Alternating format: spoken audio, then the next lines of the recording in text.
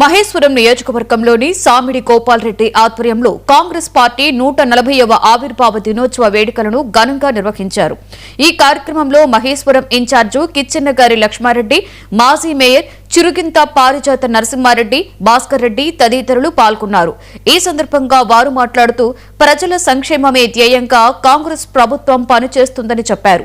రాష్ట్రాన్ని అభివృద్ధి పదంలో తీసుకుపోతున్నారని తెలిపారు.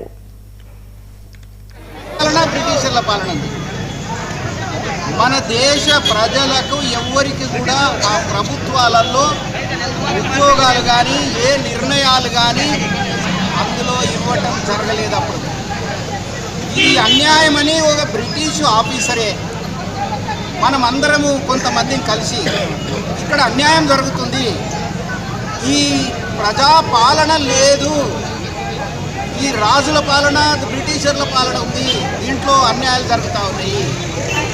తర్వాత ఈ భారతదేశ సంపద మన భారతదేశం నుంచి దోచుకొని లండన్కు తీసుకుపోతా ఉన్నారు. ఇలాగ దోచుకోవడం వైకుంఠ